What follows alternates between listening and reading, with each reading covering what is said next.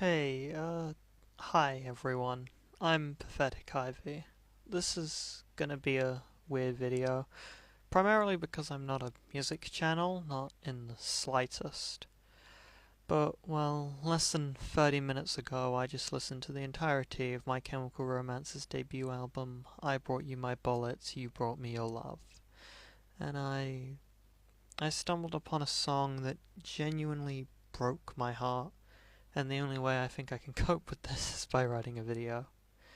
This video is going to be messy, absolutely. Not only because I don't know shit about music, but because I'm making this entire video in one night, and it's very much just not as well thought out as all my other, more composed review videos. I'm just here to share my feelings and thoughts on early sunsets over Monroeville, or my interpretation of it at least. So, for a bit of context, I Brought You My Bullets, You Brought Me Your Love is a very intense, fast-paced, emotionally charged album.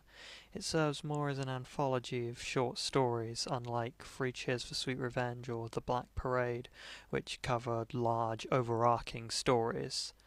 And I'll be honest, I completely see why this album is much more forgotten compared to the other two albums I just mentioned. It's not bad by any means, but it's just a lot less emotionally impactful. Then, in the back half of the album, begins a much more chilled out, slower instrumental, and the vocalist sings, "Late dawns and early sunsets, just like my favorite scenes, then holding hands and life was perfect, just like up on the screen." Immediately starting with a beautiful romantic scene, establishing the relationship between the two lovers this song will depict. Two people who mean the absolute world to each other. The first lyric of interest being, "Counting your face among the living," which I just want you to keep in the back of your mind as we continue with this.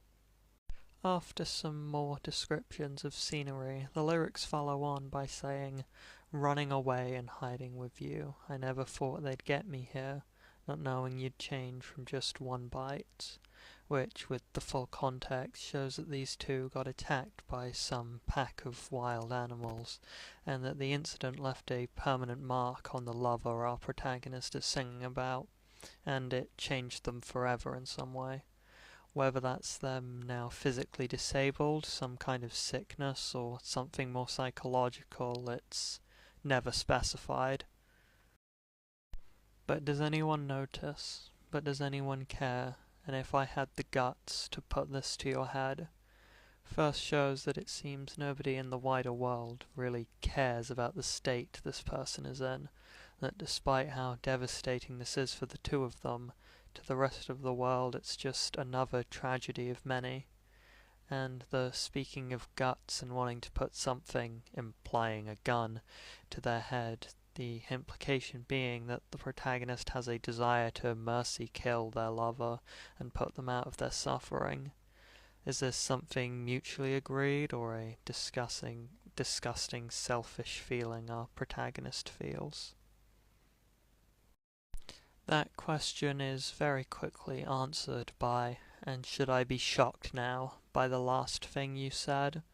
which I personally take as the lover also wishing to be put out of their misery, that they shouldn't feel shocked by the fact their lover feels the same way. But I can totally see the interpretation of this thing being a last plead to not kill them. But would anything matter if you're already dead? Shows the protagonist weighing up what he's about to do on his mind. Will this count as murder if, in his eyes, the lover he once knew is already gone? Whether he's weighing this up for his own morality or for the eyes of the law is unclear, but it's most likely a bit of both. The chorus repeats itself for a while, symbolizing the back and forth in our protagonist's mind, but through this repetition a few extra lyrics are interjected, and in saying you loved me made things harder at best, which I honestly find to be the most powerful lyric in this song, because the idea of being told I love you in this moment, and that making him find difficulty in what he wants to do being seen as the best outcome, implies that not being emotionally moved by this sentiment would be the worse outcome, as it shows that he now feels that their love is long gone and already a thing of the past. And there's no room in this hell, and there's no room in the next, contrasts so greatly with the beautiful scenery of the opening, that this situation, this life, is no different to hell to them, and that they know they'll be leaving this part of life shortly. As your body remains, but does anyone notice? There's a corpse in this bed. The change from just body to corpse implies that this person is now truly dead, not metaphorically. Our protagonist has killed their lover, and that penultimate line, but does anyone notice, not only calls back to the previous idea of the world not caring, but also almost speaks directly to you, the listener, in the context of the album, that this is just another song in an entire anthology of tragic or twisted romances. Who really cares about this one singular story in a sea of many? It's deeply personal and genuinely criticizes how you as a listener have probably listened through this album so far.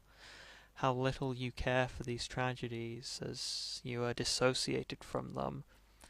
A spectator looking in, nothing more, nothing less. And I find this incredibly moving and maybe the most emotional part of the album. And on that note, I've been Pathetic Ivy, and I bid you farewell.